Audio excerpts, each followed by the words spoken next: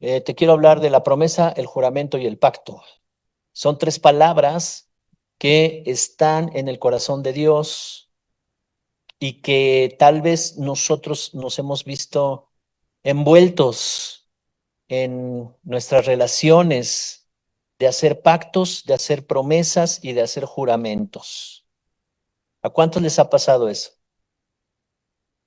Inclusive cuando estás delante, en el altar, ¿no? Delante del pastor o los que se casaron por la otra, delante del padrecito, y estás diciendo, te juro, te prometo, hagamos pacto, ¿sí o no? Y luego, qué difícil mantener el pacto, el juramento y la promesa. Qué difícil, ¿verdad? Pero sabes, Dios hizo pacto, hizo un juramento y nos dio una promesa. Y por eso podemos estar confiados y estar tranquilos porque Él, el pacto, la promesa y el juramento, lo cumplió. Estás tratando con un Dios que no te miente, con un Dios que no te falla. Y cuando a alguien no le está yendo bien, no es Dios el que está fallando, soy yo el que está fallando. A veces le echamos la culpa a Dios y responsabilizamos a Dios. Ah, es que Dios no sé por qué no me contesta, Dios no sé por qué no lo hace, Dios no sé por qué no me prospera. Pero en realidad Él ya lo hizo todo y hoy vamos a concluir que Él ya lo hizo todo, pero como estamos en un pacto, para que me sostenga el pacto, un pacto es un acuerdo de voluntades entre dos personas donde ponen su vida de por medio. Por eso es que en el matrimonio se dice al final hasta que la muerte nos separe, ¿verdad? Porque mientras estemos vivos, tú y yo nos arreglamos porque nos arreglamos. Costó trabajo el amén, pero así es, ¿verdad? Y en todo. Si yo me comprometo contigo a hacer un trabajo, a algo, a lo que sea, yo puse ahí mi palabra de por medio. Sabes, en los tiempos de mis abuelos, todo era la palabra, todo era la palabra. Oye, te compro el terreno, pues ¿cuánto mide? Pues a ver, vamos a medirle 58, 59, 60 metros de aquí y al pasito la medían. Pues sí, me gusta, ¿cuánto? Pues tanto. Ok, el próximo mes, a tal hora, el lunes del próximo mes, te lo pago. Y ese día llegaba con el dinero, aquí está, listo. Cerraban el pacto, ¿sabes cómo? Con un apretón de manos. Y ya, estaba de por medio el carácter, la integridad, los valores. Entonces se cerraban pactos así. Hoy en día no está tan fácil, ¿verdad? Porque aún teniendo un contrato, se rompen los pactos, se rompen los contratos. Pero hoy vamos a analizar desde el punto de vista de la Biblia el carácter de Dios, la integridad de Dios, la naturaleza de Dios. Él es un Dios de pactos. El nuevo pacto. Jesús lo celebra con una cena con sus discípulos y les dice, esta copa y este vino simbolizan la sangre que va a ser derramada por todos ustedes, la sangre del nuevo pacto. ¿Cuántos empezaron este año prometiendo algo? ¿Has prometido cosas? ¿Y cuántas de esas las sostienes, aún con tu propia vida?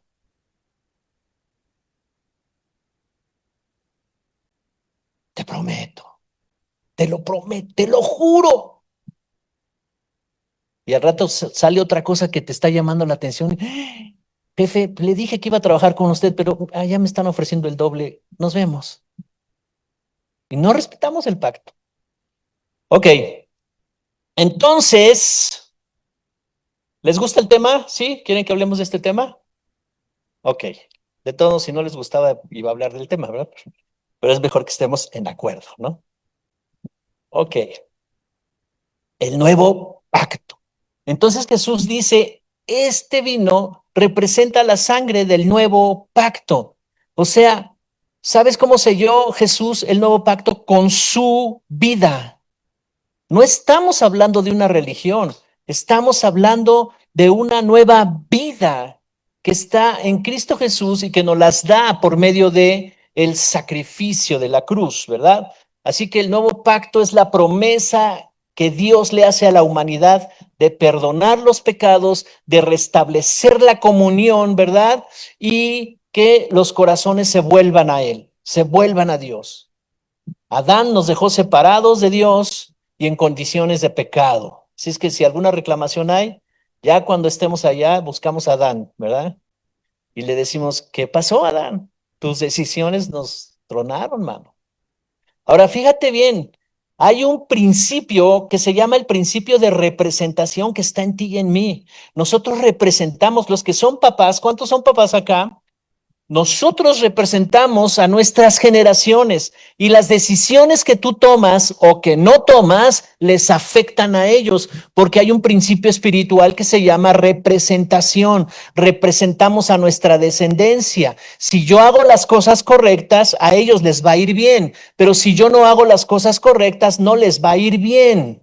Les estoy abriendo puertas a que algo los dañe. Es espiritual y no nos damos cuenta. Y a veces pensamos, oh, es que tomó sus propias decisiones, ni modo. Yo hice lo que pude, le di dinero. No, no es así. Somos representantes de nuestras generaciones. Entonces, Adán nos representaba. Y la decisión que él tomó, dice la Escritura, por su pecado, por su desobediencia, el pecado pasó a todos los hombres. Así funciona el principio de representación. Entonces, Adán nos dejó separados de Dios en condiciones de pecado y no podíamos recibir las bendiciones de Dios. Pero la buena noticia es que Jesús vino a la cruz y arregló el asunto, hizo un pacto. Y ese pacto, cuando nosotros entramos en ese pacto, tu vida comienza a cambiar, tu vida comienza a dar un giro, ¿verdad? Muy bien, entonces vamos a Hebreos capítulo 6, versos del 13 al 20, versión Reina Valera 60, por favor.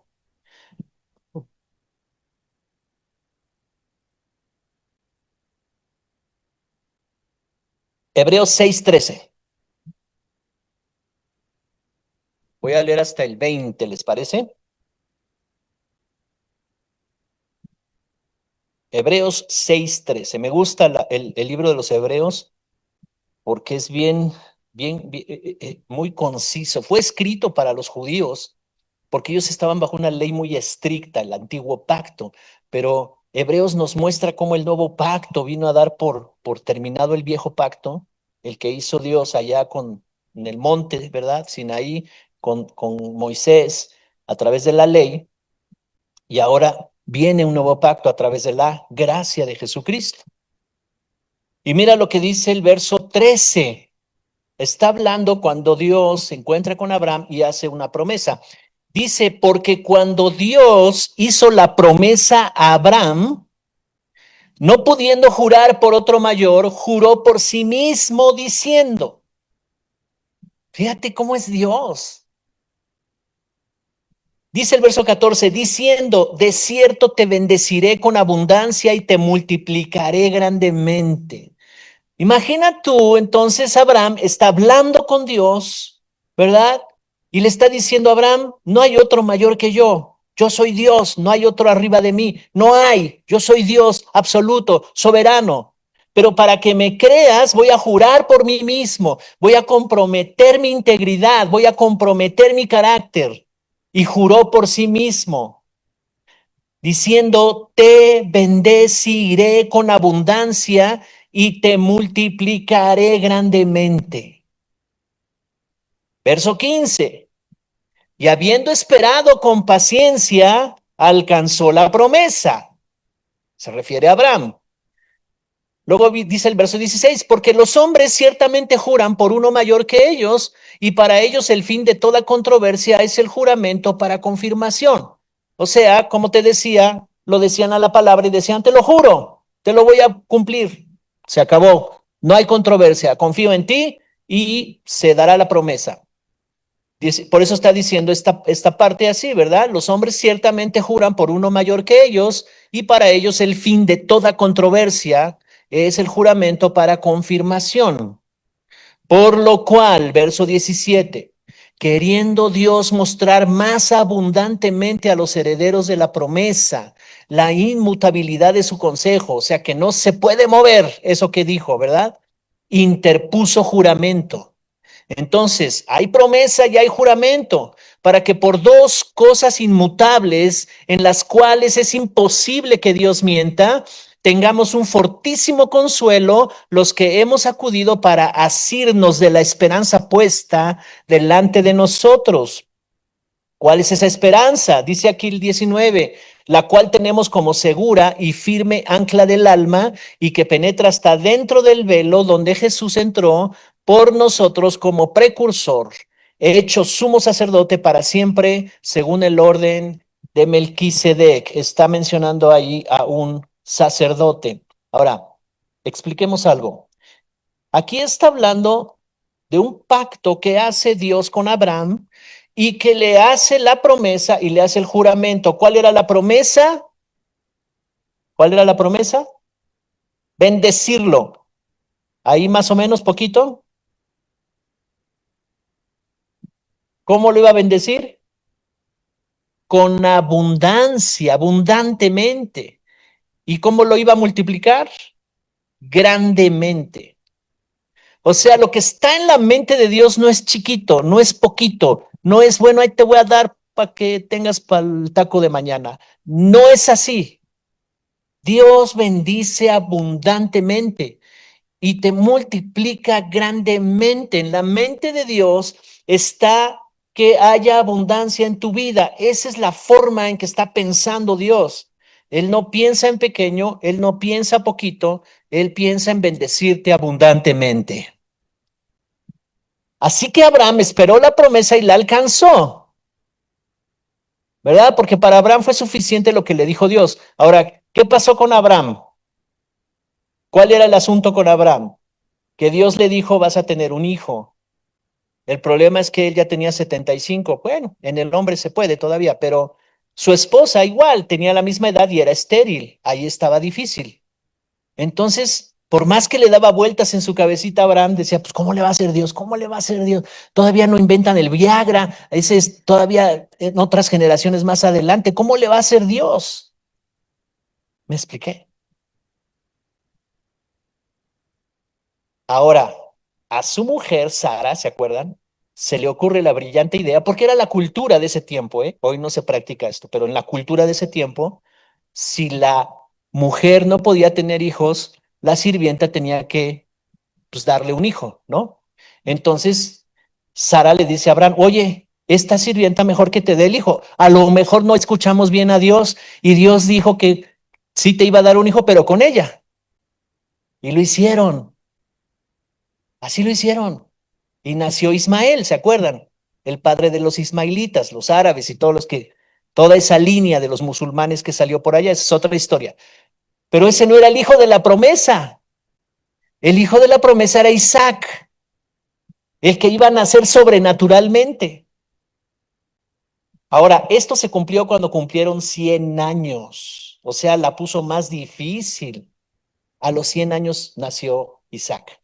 Era de 100 años Abraham y Sara, y que le cambiaron el nombre cuando nació Abraham, cuando nació Isaac, y se cumplió la promesa. Pero cuando pasaron 10 años, te estoy haciendo un resumen para no ir todo ahí al Génesis a leer todo, pero más o menos por el Génesis 15, capítulo 15, dice que habían pasado 10 años y Abraham se estaba desesperando. Tenía 75 y ahora ya tiene 85. Dios, ¿cuándo? Porque me dijiste que me saliera de mi casa, que me fuera, que me agarrara mis chivas, mis chavos y mis chavas y vámonos, ¿verdad? Y que me saliera de ahí. Y nada más se fue con Sara, su mujer y sus sirvientes y lo iba a llevar a una tierra que él le iba a mostrar. Y ya pasaron 10 años y no hay nada, no sé cómo le vas a hacer. Y Dios lo saca de su tienda de campaña y le dice, mira al cielo, cuenta las estrellas, no sé cuántas son muchas, así será tu descendencia, así será tu descendencia. Y sabes, Abraham le creyó a Dios. Él dijo, no sé cómo le va a hacer, pero le creo. Y entonces nace Isaac. Y ahí comienza el linaje de los judíos, con Isaac. Y después de Isaac, Isaac tiene a Jacob y de Jacob nacen las 12 tribus de Israel, los representantes de las 12 tribus de Israel. Y bueno, la historia es que de ahí comienza los judíos, el inicio del pueblo judío. ¿Se multiplicaron? Sí. ¿Los bendijeron? Sí. ¿Los judíos son bendecidos todo el tiempo abundantemente? Sí. Porque tienen una promesa. Ahora, la buena noticia es que un judío nacido del linaje de Judá nos conectó con esa bendición. Porque los que están en Cristo, linaje de Abraham son y herederos de todas las promesas. Así es que nos conectaron. No éramos entenados, como decía la abuela. O sea, no éramos hijos, no teníamos parte con Dios, no teníamos nada que ver, eran los judíos y la línea de los judíos. Pero viene Jesucristo y hace un pacto y mete esa promesa y mete ese juramento al pacto y ahora todo el que se une a Cristo puede ser bendecido grandemente. De hecho, es bendecido grandemente. Ahora, no es magia. Dile al que está a tu lado, ya ves, no es magia. Tienes que aprender cómo vivir como hijo de Dios. La promesa y el juramento. Dice aquí, verso 17, quiero leerlo otra vez. Por lo cual, queriendo Dios mostrar más abundantemente a los herederos de la promesa que su consejo no se puede mover o es inmutable, interpuso juramento. Pase lo que pase, te juro que te bendeciré. No importa cómo se ponga la cosa. No importa si estás pasando crisis, no importa si vino una enfermedad, no importa si estás enfrentando un desafío familiar, de salud, de lo que sea, económico, no importa. Estás bendecido.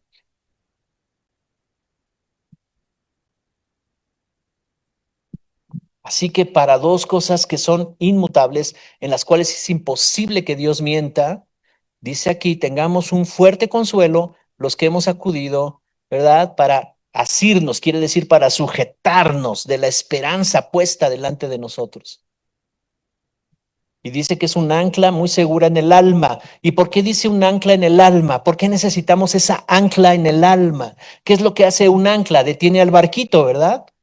Esa ancla se va a sujetar a tu alma. ¿Por qué a tu alma? Porque ahí es, en el alma es donde sufrimos, es donde siento, es donde me enojé, es donde me ofendí, es donde siento culpa. En el alma las emociones están a flor de piel. En el alma es donde cambia mi personalidad. Ahora amanecí de malas, ni me hables. Es el alma, no es el espíritu, es el alma. Ese es nuestro enemigo a vencer, el alma. Y dice que esa promesa está sujeta a tu alma. Que aunque tú veas cosas, que aunque tú estés percibiendo calamidades o tristezas o tragedias o cosas que no te gustan, que te están queriendo hacer salirte, ¿verdad? De tu estabilidad emocional, tú tienes un ancla y esa es la fe. Esa fe te mete un ancla ahí y tú le dices a tu alma, no importa que me sienta así, no se trata de que me sienta enojado, se trata de que yo creo en las promesas, se trata de que yo creo en el pacto, se trata de que Dios juró que me bendecería y ya me bendijo. Amén. Firme ancla del alma. ¿Por qué dirá que penetra hasta dentro del velo? ¿A qué se referirá con eso?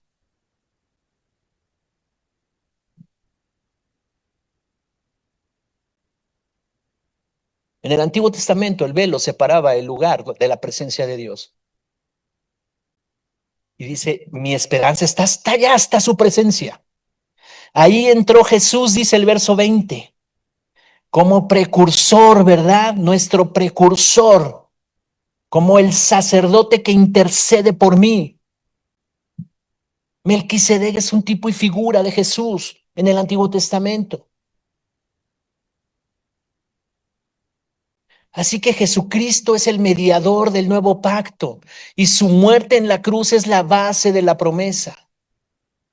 Cuando Dios le está diciendo a Abraham, no solo es para el pueblo judío, está diciendo, voy a bendecir a la humanidad. Está diciendo, los voy a bendecir abundantemente. Todo aquel que conozca el mensaje de la cruz, todo aquel que se una a Cristo, todo aquel que sea seguidor de Cristo, que sea un discípulo, que aprenda de él, lo bendeciré abundantemente.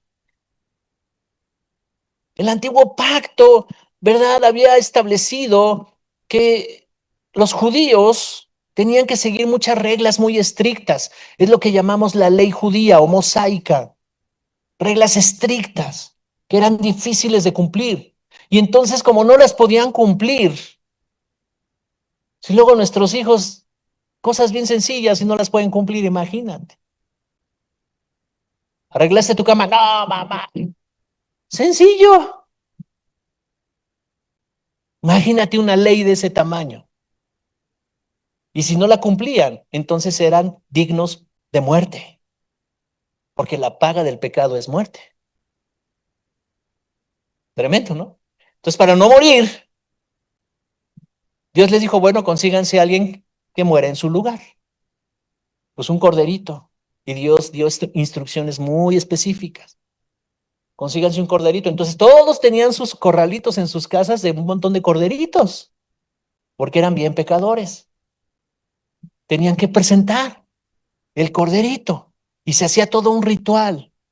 Esa era la ley. Y lo presentaban ante el sacerdote y el sacerdote salía fuera del templo, del tabernáculo y recibía al corderito y ellos hacían un acto de fe donde el pecador declaraba todos sus pecados, los confesaba todos sus pecados y se los ponía al corderito. Y entonces el sacerdote decía, ahora el cordero es el culpable y tú eres inocente.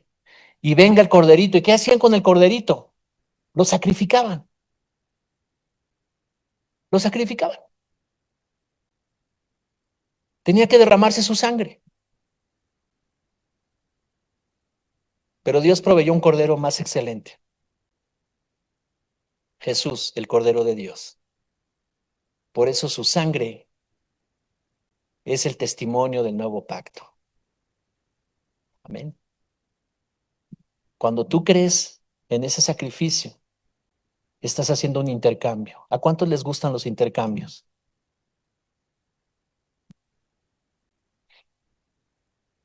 Un intercambio de este nivel espiritual es que Dios te dice, dame tu vida, échamela. Ay, no, pero es que a mí me gusta estar sufriendo y pecando. Te vas a morir eternamente. ¿Cómo te puede gustar eso? Bueno, pues ahí está. Y se la damos, pero hijo, condicionada, ¿no?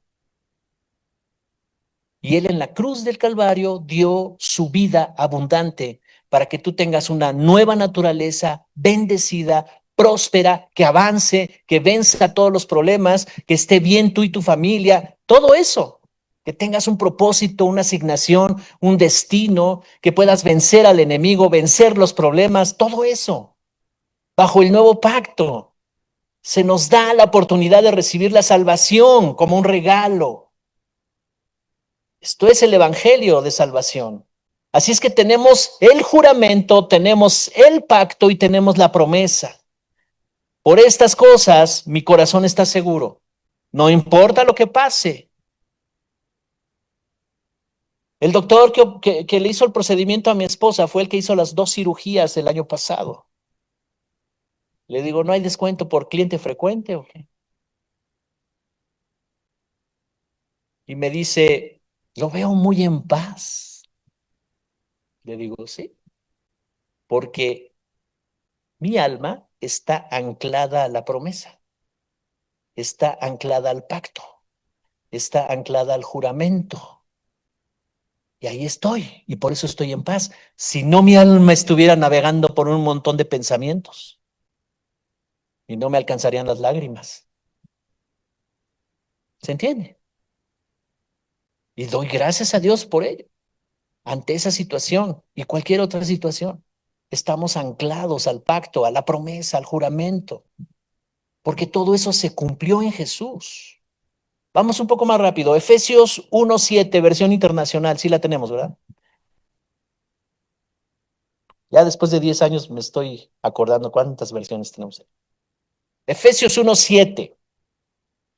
Está hablando de Jesús y dice, en él tenemos la redención mediante su sangre, el perdón de nuestros pecados, conforme a las riquezas de su gracia, la cual Dios nos dio en abundancia con toda sabiduría y entendimiento. Dice que en Cristo tenemos la redención mediante su sangre. ¿Qué es la redención? ¿Alguien alguna vez ha ido al Monte de Piedad? ¿Y has leído la boletita esa que te dan? Y viene una palabra que dice redención. ¿A poco ni me había dado cuenta? Tengo 25 boletas, esas y no me he dado cuenta. Lee, redención. O sea, que se pagó un precio. Tú empeñas tu joya, te dan una lana y te dan la boletita. Y te dicen, usted tiene que pagar la redención. O sea, usted tiene que pagar el precio para rescatar su joya. Si no, nos quedamos con ella. Así operan, ¿no? El empeño. ¿A poco? No, pues no sabía. Ok. Entonces, la palabra redención quiere decir rescate, pagar el precio. Se pagó el precio por tu vida, se pagó un precio por nuestra vida. Él rescató nuestra vida en la cruz del Calvario.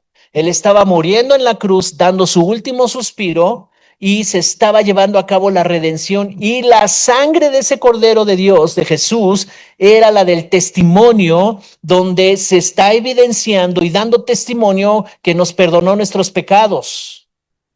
Y qué importante es saber que fuimos perdonados porque entonces podemos despegarnos del pasado y podemos vivir una nueva vida. Entonces dice aquí el perdón de nuestros pecados conforme a las riquezas de su gracia, la cual nos dio en abundancia con toda sabiduría y entendimiento. Es algo espiritual que ocurrió en la cruz del Calvario, algo espiritual. En esta semana estaba yo acostado ya por levantarme hablando con el Señor y estaba entendiendo lo que era la redención. Y yo le estaba diciendo, gracias, Señor. No alcanzo a entender completamente qué clase de amor hay en Dios que puso en su Hijo amado para decir, ve hasta las últimas consecuencias, cierra un pacto, porque va a haber generaciones que el diablo va a querer destruir, va a haber generaciones que Satanás va a querer llevar al infierno, va a haber muchas generaciones que van a morir, que van a sufrir, que van a estar en pobreza, en miseria, y que yo quiero rescatar. Y entonces Jesús está viendo todo eso hacia el futuro y dice, vale la pena morir por todos ellos. Él murió aún por los que todavía no nacen, los que vienen allá en camino, allá adelante, en las próximas generaciones, que lo conocerán. Y ese sacrificio, esa redención sigue siendo válida después de 2000 años. Es suficiente y es por fe. Y necesitas que tú se lo enteres a los demás. ¿Ven? Porque la gente no lo conoce, no lo sabe, no conoce a Dios. Yo no le puedo decir, oiga, pues usted que ya se está muriendo, ore a Dios para que lo perdone. No sabe. Dale tú el mensaje. Dile que murieron por él. Dile que Jesucristo le ama. Dile que hay redención. Díselo. Una vez que fui a ver a una persona que estaba enferma, estaba eh, en era el Seguro Social o el Hospital General, no recuerdo bien, pero Dios la sanó y la sacó de ahí. Pero en la camilla de enfrente, en la cama de enfrente, estaba una mujer sufriendo por cáncer. Y entonces yo vi a su hija ahí con ella, agarrándole la mano. Y entonces yo llevaba mucha prisa y oré por esta mujer, era de la iglesia, y Dios la sacó de ahí, la sanó. Y yo ya me iba, y cuando ya me iba, el Señor me dijo, hey, regrésate por ella, porque su salvación está de por medio. Me regresé y le digo a su hija, ¿qué tiene? Es que tiene cáncer terminal, ya se está muriendo. Tenía mucho dolor, eran como las 10 de la noche. Y entonces me senté y le dije, oye, ¿puedo hacer una oración por tu mamá y por ti? Sí, claro que sí. En ese momento yo le dije, Señor, dale conciencia en este momento para que te reciba. Y se le quitó el dolor en ese momento y me puso atención y le hablé de Jesucristo, le hablé de la salvación, le dije que sus pecados podían ser perdonados. Y la mujer dijo, sí lo acepto como mi Señor y Salvador. Y declaró a Jesucristo como su Salvador. Oré por ella, la llenó el Espíritu Santo, lloró también la hija. Y la persona a la que yo había ido a ver, la daban de alta el siguiente día, me dijo, cuando usted se fue, pastor, hubo paz. Esa mujer ya no lloró del dolor, pero a las 2 de la mañana murió. Y sabes, le dije, Señor, gracias, porque somos instrumentos nada más. Yo no la salvé, yo no hago la salvación, solo fue el medio que tú usaste. Necesitabas una persona para meter a esa mujer al cielo, porque si no, quién sabe a dónde se hubiera ido si ella no confiesa a Jesús como su Salvador. De ese nivel es lo que cargamos, de vida o muerte, muerte eterna. Y en Él tenemos redención mediante su sangre. Y yo andaba con mis rollos porque tenía que llegar a una cita y era muy tarde. Y sí me enfoqué a la mujer con la que yo iba a orar y todo y perdí de vista todo lo demás. Y Dios me dijo, hey, ¿a dónde vas? Es que tengo que llegar. Sí, pues que se pierda eso. Eso no es de vida o muerte. Esto sí, porque la mujer iba a morir y necesitaba salvación. Tú puedes orar por un enfermo, aun en cuanto esté en coma, pero su espíritu no está en coma. Y tú puedes interceder por esa persona. Y tú puedes llevarle el mensaje de la salvación a esa persona. ¿Cuántos están conmigo? En Él hay perdón de pecados, la redención. En el corazón del Padre hay vida, la vida abundante de Jesús. Si pones tu fe en Él, la vida viene a ti. Colosenses 1:13 y 14, versión internacional, por favor.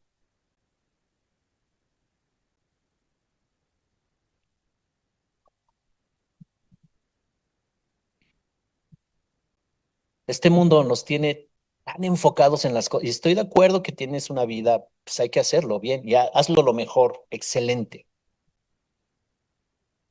Pero hay una vida espiritual que vivir. Colosenses 1:13 al 14 dice acerca de Jesús, Él nos libró del dominio de la oscuridad y nos trasladó al reino de su amado Hijo, en quien tenemos ¿qué? Redención, el perdón de pecados. Aquí lo vuelve a afirmar la palabra redención, el precio que se pagó, libertad de lo que estaba prisionero. Él nos libró del dominio de la oscuridad. Estábamos bajo el dominio de la oscuridad, de las tinieblas. ¿Cuántos están conscientes cuando de repente se ponen tinieblosos? ¿Sí o no? ¿Cuántos se pusieron tinieblosos esta semana? ¿Y te diste cuenta? ¿Y le seguiste aún dándote cuenta? Dijiste, pues hoy estoy tiniebloso y me aguantan todos. Pero ya nos libraron de eso, del dominio de la oscuridad y nos trasladó al reino de su amado Hijo.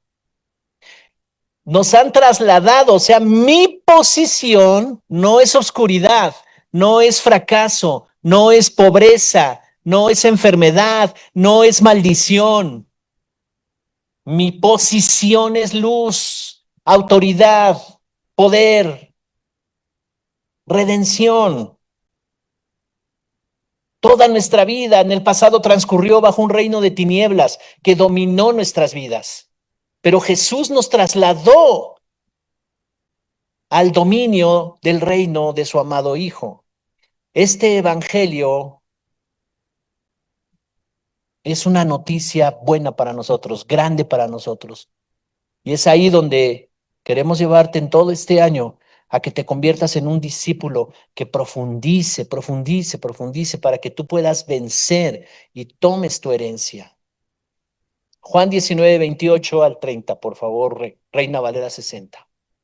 Vamos a entender entonces a qué se refiere lo que habla Jesús. Aquí es un pasaje de la Biblia cuando Jesús está en la cruz. Él está en la cruz, ya le faltan unos minutos para morir. Verso 28. Después de esto, sabiendo Jesús que ya todo estaba consumado, dijo para que la escritura se cumpliese: tengo sed. Y estaba allí una vasija llena de vinagre. Entonces ellos, empapando en vinagre una esponja y poniéndola en un hisopo, se la acercaron a la boca. Verso 30. Cuando Jesús hubo tomado el vinagre, dijo: consumado es. Y habiendo inclinado la cabeza, entregó el espíritu, y en ese momento murió. Sus últimas palabras fueron: ¿qué? No, consumado es. Consumado es. O sea, desde el momento en que Dios le da la promesa a Abraham y el juramento y hace pacto, y luego tiene que pasar todo esto y luego modifica algo ahí con el nuevo pacto con Jesús, hasta este momento, todas las promesas, todo el juramento que había hecho Dios con Abraham y todos los que les prometió, ¿verdad? Y todas las promesas se cumplen en Jesús, y por eso está diciendo: consumado es.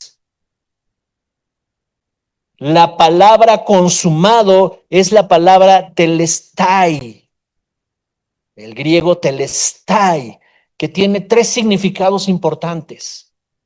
Se usaba en los negocios, significaba que una deuda estaba totalmente pagada. O sea, cuando había una deuda y ya llegaban al último punto de pagar la deuda, se sentaban a platicar y tomaban una copa de vino y decían telestai, y se daban la mano, decían: todo está pagado, todo está cumplido, se pagó todo. Entonces, telestai habla de una deuda totalmente pagada. Está diciendo Jesús: Padre, ya pagué toda la deuda que tenían contigo, se acabaron sus pecados. Entonces, si no hay pecado, el Padre puede bendecir. Si no hay pecado, podemos tener comunión con el Padre. Si no hay pecado, los cielos están abiertos. Si no hay pecado, el favor de Dios está contigo. Si no hay pecado, entonces Dios puede derramar toda su riqueza sobre tu vida. Si no hay pecado. Pero era imposible que yo me librara de ese pecado por mi cuenta. Yo quise ser muy bueno, buena onda. No, o sea, había pecado, hay una naturaleza de pecado, hasta que conocí a Cristo Jesús y me libró del pecado. Entonces, en los negocios, en las deudas, significaba que la deuda estaba totalmente pagada. En las cortes judiciales, cuando se juzgaban los delitos y el veredicto decía la sentencia está cumplida o está pagada, también se decía telestai. Le decían al que ya había cumplido su sentencia, pagó ya todo su delito. El asunto que Cristo lo pagó por nosotros. Te estoy hablando de la redención. Entonces, tanto en las finanzas, en las deudas, deuda pagada, pero también en las cortes judiciales, ¿verdad? Donde se juzgaban los delitos y el veredicto se decía, la sentencia cumplida, se decía la palabra telestai, cumplido, ya está pagado, es libre. Y número 3, era un término militar que significaba que la batalla estaba ganada. Así es que está pagada la deuda, eres libre, ya no debes nada de delito y además la batalla contra el enemigo está ganada. El enemigo ha sido vencido. Consumado es.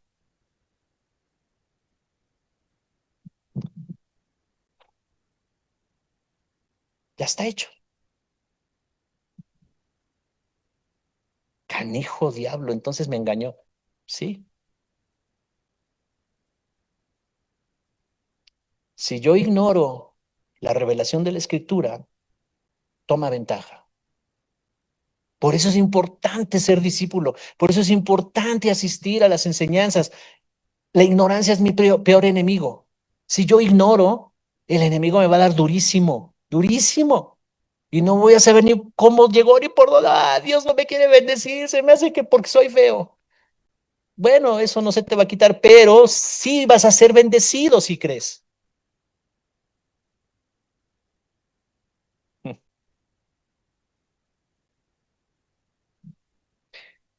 Él está y consumado es el pacto, el juramento y ¿qué más?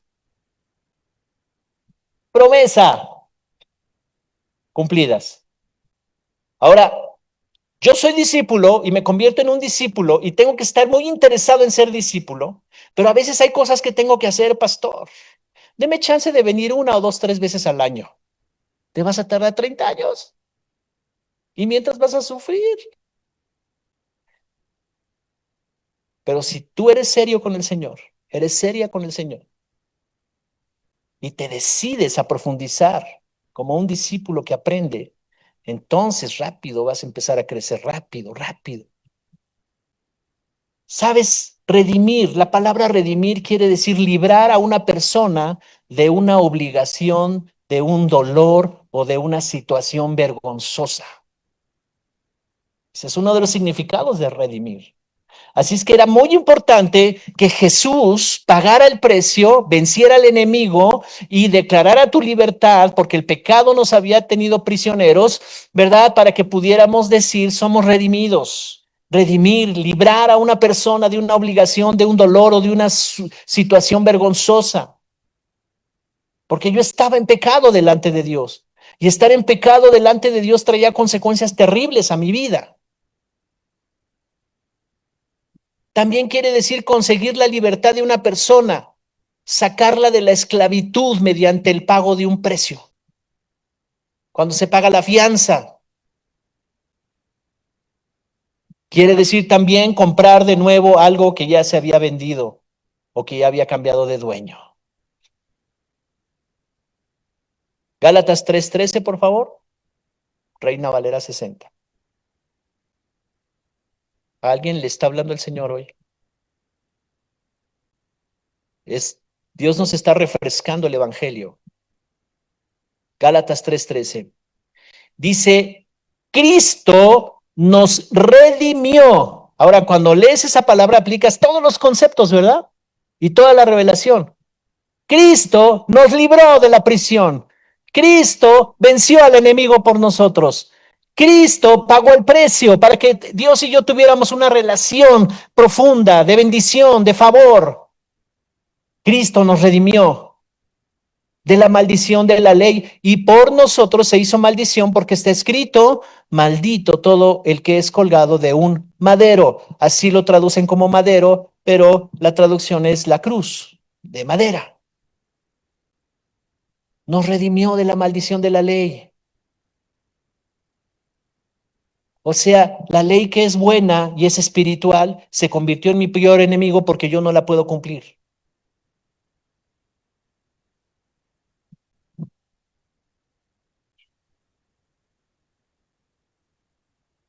Tres cosas en la maldición de la ley que se vencieron. Primero, la muerte espiritual. En la muerte espiritual no está la vida de Dios.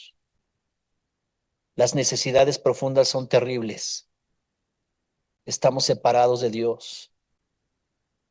La gente es capaz de hacer cualquier cosa por suplir sus necesidades de amor, aceptación, seguridad, sentirse valorado, sentirse seguro, de encontrarle un destino, un propósito a su vida.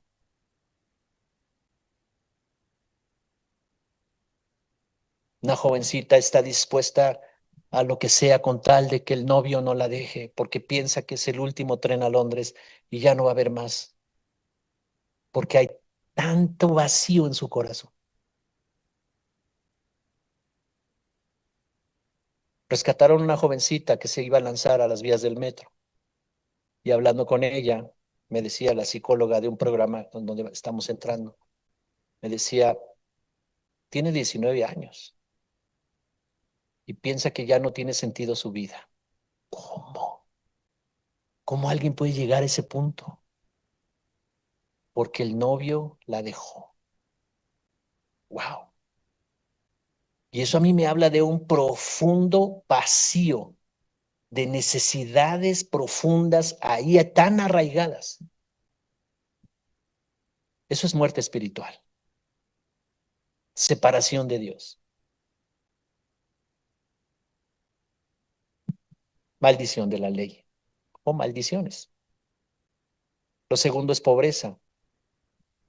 Y pobreza no es que no tengo dinero en la cuenta. Bueno, sí es pobreza, pero no se refiere a eso, se refiere a una forma de pensar.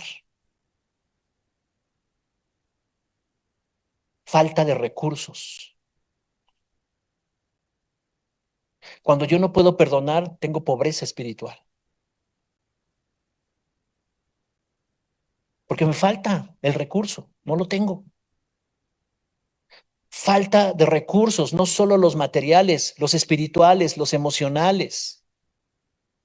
Un padre de familia se convierte en el proveedor de su casa, no solo del dinero y lo que necesitan para la comida, el techo, vestido, todo eso. No solo para eso. Los hombres tenemos y las mujeres también tienen un diseño para ser proveedores. Y si no estamos siendo proveedores, necesitamos ordenarnos en la línea, ¿verdad? Del potencial que tenemos espiritual.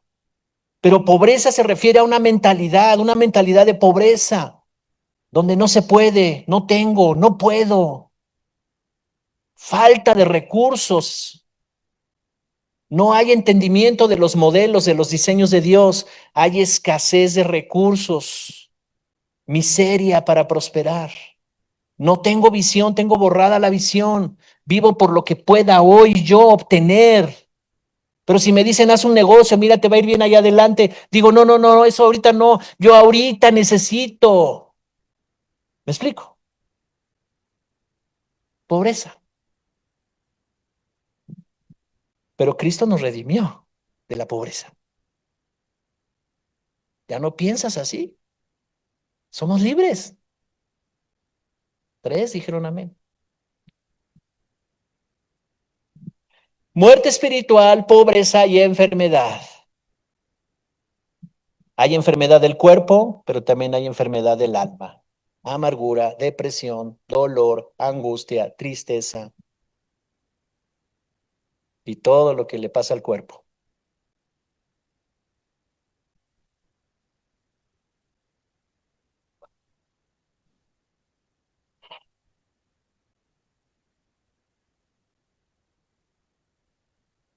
Como aquel viejito que le dice a su hija, déjame hacer una fiesta aquí en la casa. Voy a traer a todos mis amigos de la secundaria. Son hombres malos. ¿Cómo, papá? Sí, uno está malo de la diabetes, otro está malo. Solo tomaremos agua de limón. Romanos 6:14, versión internacional. Romanos 6:14. Dice, así el pecado, la versión Reina Valera 60 creo que dice, no se enseñoreará más de ustedes. O sea, no tomará gobierno el pecado. Pero esta versión dice, así el pecado no tendrá dominio sobre ustedes, porque ya no están bajo la ley, sino bajo la gracia. Que quiere decir que si alguien tiene que ajustar su vida porque ha permanecido en pecado, porque no ha entendido, porque no le había venido la revelación, porque no quiso seguir a Cristo, por lo que sea, arrepentimiento te conecta con el poder de la gracia y esa gracia te dice, hey, ya el pecado no te va a dominar. Te has arrepentido, lo has declarado, lo has confesado y el poder de la cruz, de la redención, tiene un efecto para hacerte traer a ti de donde estabas, de esa angustia, de esa pobreza tal vez, de esa maldición que estaba por ahí, pero que ya no te correspondía. A eso se refiere, que ya no estamos bajo la ley, sino bajo la gracia, pero implica que yo debo arrepentirme, implica que yo debo tomar acciones, implica que yo debo hacer cambios para mostrar que estoy arrepentido. En esta gracia el pecado no controlará tu vida. ¿Quién está recibiendo algo de parte de Dios? Vamos a un verso más, en Romanos 8, del 1 al 2. traducción viviente, si la tienes. ¿Ok? Me gusta ese Romanos 8 es impresionante. La versión Reina Valera dice, ninguna condenación hay, ¿verdad? Ninguna condenación hay para los que están en Cristo Jesús. Esta versión dice, por lo tanto, ya no hay condenación para los que pertenecen a Cristo Jesús. ¿Cuántos pertenecen a Cristo Jesús? ¿Cuántos están conscientes totalmente? Yo pertenezco, mi vida le pertenece, tengo un pacto, el juramento camina conmigo y las promesas están conmigo. Yo pertenezco a Cristo Jesús, ya no hay condenación, ni tengo condenación por mi pasado y lo terrible que me sucedió en el pasado, no hay condenación, ni siquiera por el presente. No hay condenación para los que pertenecen a Cristo Jesús, y porque ustedes pertenecen a Él, el poder del Espíritu que da vida los ha libertado del poder del pecado que lleva a la muerte. Así es que tú no morirás, sino vivirás para publicar las promesas del Señor en tu vida. Dáselo fuerte.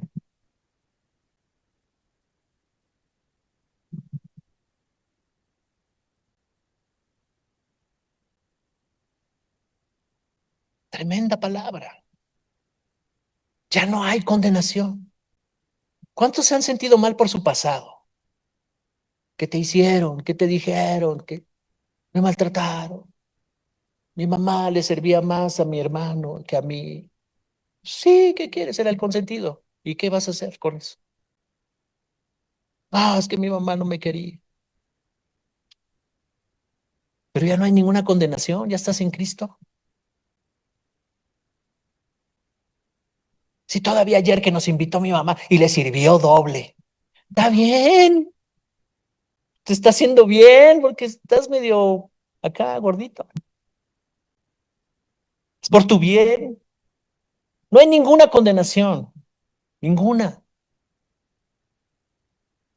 No hay vergüenza, no hay culpa, no hay condenación. Cada vez que tus pensamientos se regresen al pasado, a esos momentos oscuros que a lo mejor te avergüenzan porque hiciste algo incorrecto, porque no sé, lo que sea, tú tienes que anclar tu alma, porque tu alma es la que está sintiendo, tu alma es la que está percibiendo, la que se siente mal, la que le dice a tu mente, siéntete condenado, no tienes vergüenza, mira lo que hiciste, tú, Dios nunca te va a perdonar y cosas así. Pero tenemos un ancla firme a las promesas, al juramento y al pacto que se llevó a cabo en la cruz del Calvario. Eso es lo que me sostiene en medio de, a veces navegamos en aguas donde está fuerte la tormenta, donde no sabes qué va a pasar, ves a todos lados y dices, si Dios no hace algo aquí me voy a hundir, pero tengo un ancla que me mantiene firme. Él prometió, Él me dio promesa, Él me dio un juramento, Él hizo pacto conmigo. Por lo tanto, ya no hay condenación para los que pertenecen a Cristo Jesús, y porque ustedes pertenecen a Él, el poder del Espíritu Santo que da vida los ha libertado del poder del pecado. Ya, eres libre. Es que no puedo dejar esto, eres libre, libre. Él es mi Señor, me rescató, tomó el lugar de señorío en mi vida que antes tenía Satanás. Antes ese era mi Señor. Ay, no, no pasó. Yo ni con él ni con nadie, yo estaba en medio, no se puede estar en medio. No me diga, sí, no se puede. O está siendo influenciado por el Espíritu Santo, o está siendo influenciado por el espíritu del mundo, que es el de Satanás. No hay un punto medio, no hay ni para bien ni para mal, esa es una frase engañosa. Pero yo hoy digo que Él es mi Señor, me rescató, tomó el lugar de señorío que tenía el enemigo y me libertó de las prisiones del pecado. Amén. ¿Puedes declarar eso? ¿Sí? ¿Lo dices después de mí? Ok, pónganse de pie entonces. Pero dilo con plena conciencia. ¿Listos? Yo reconozco hoy que Jesucristo es mi Señor, me rescató del pecado y de la muerte, tomó el lugar de señorío que antes tenía el enemigo en mi vida y me perdonó todos mis pecados y me hizo libre. Por eso yo puedo disfrutar de una vida abundante conforme a todas sus riquezas. Gracias, Señor. Amén.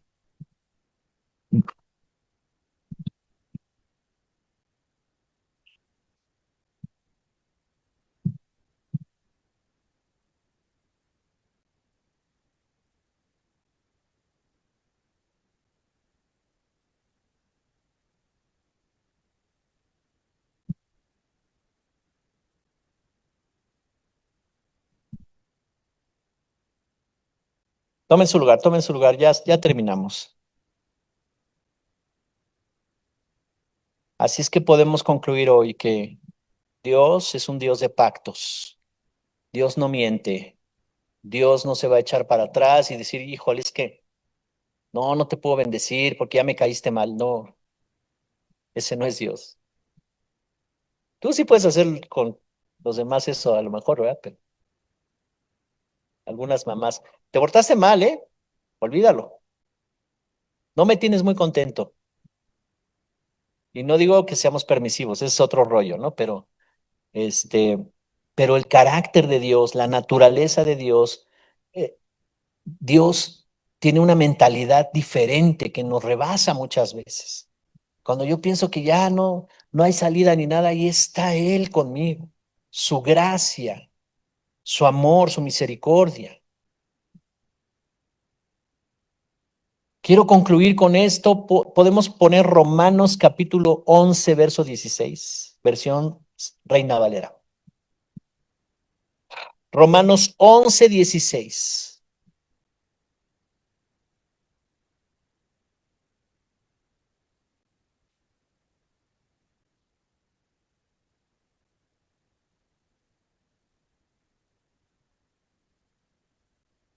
¿Ya estamos ahí? Dice, si las primicias son santas, también lo es la masa restante. Y si la raíz es santa, también lo son las ramas. Está hablando de primicias. Es parte del pacto.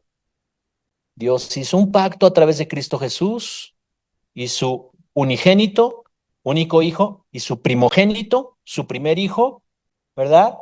¿Tuvo más hijos Dios? ¿Qué piensan? ¿Por qué le dice primogénito a Jesús? Él es el primero. ¿Y los demás quiénes son? Nosotros. Pero el primogénito es Jesús. ¿No dio lo mejor? ¿Sí o no? Lo más valioso, lo más importante, lo único, se le llama la primicia. Cristo es nuestras primicias. Y si la primicia es santa, todo lo demás va a ser santo. Es un principio. Si la raíz es santa, las ramas, los frutos, ese árbol es un árbol que va a dar frutos santos. Cristo es nuestra primicia. El pacto, el juramento, todo eso se cumplió y entonces Dios tomó lo mejor de sí, se llama Jesucristo, lo trajo a esta tierra, lo envió, nacido del Espíritu, en el vientre de María, y vivió como hombre, bajo todos los parámetros de un hombre. Se limitó al cuerpo de un hombre siendo Dios todopoderoso, para venir a rescatarnos a todos por medio de la redención, morir por nosotros y pagar el precio. Fue una primicia de gran nivel. Por eso es que las religiones quieren equipararse, ¿verdad?, al cristianismo. No se puede. No se puede. No hay nadie porque Él es Dios y no hay otro como Él. No hay otro. Entonces, si las primicias son santas, todo lo demás, todo lo demás, si tú consagras tus primicias, por eso el diezmo es una forma de primicia, porque cuando damos nuestro diezmo estamos dando lo más importante, lo mejor, diciendo, él y yo somos socios, tenemos pacto, el favor de Dios estará en mi negocio, en mi salud, con mi familia, ahí estará el favor de Dios. Es un asunto espiritual, no de dinero, espiritual.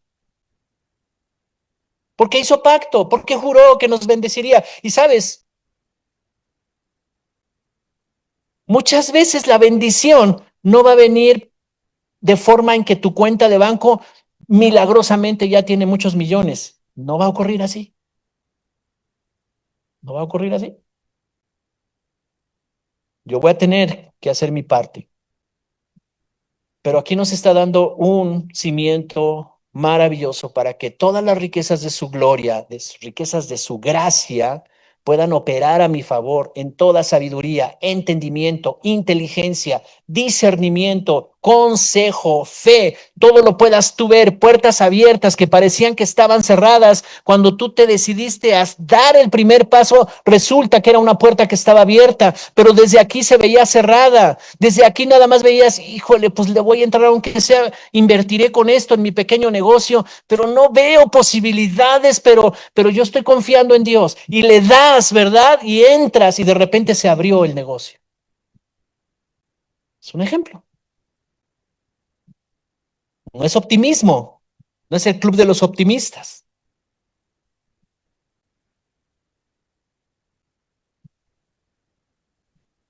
Como ese joven optimista, ¿verdad? Que llega con su psicólogo y le dice, oiga, es que todos dicen que soy bien optimista. Mire, y le enseña la foto de su novia. Mi novia dice, ay, es una modelo. Bueno, todavía no es mi novia, pero él dice que ya es su novia. No, se trata de algo más poderoso. Se trata de que estamos anclados a una promesa que no hizo un hombre, a un pacto que no hizo un hombre común y corriente, a un juramento que hizo el Todopoderoso, el Creador del universo, el que llena todo el universo. Ese fue el que hizo la promesa, el juramento y el pacto. Y ahí estamos anclados. Y cuando mi fe, yo le doy lo mejor a Él, le estoy dando las primicias y las estoy consagrando. Cuando yo consagro, por ejemplo, mi ingreso, y eso lo hemos explicado muchas veces, ¿se acuerdan? Con bolitas y palitos, ¿no? Yo gané 1,000 en la semana y lo divido en 10. ¿Y la décima parte es? La décima parte de 1,000, 100. Esto es lo primero, lo más importante y lo mejor. Si lo quiero consagrar como primicia, ¿qué tengo que hacer? Lo saco primero. Ya todo lo demás, el 90% está consagrado. ¿Esto para quién es? Para el Señor. Así funciona, las primicias, en todo.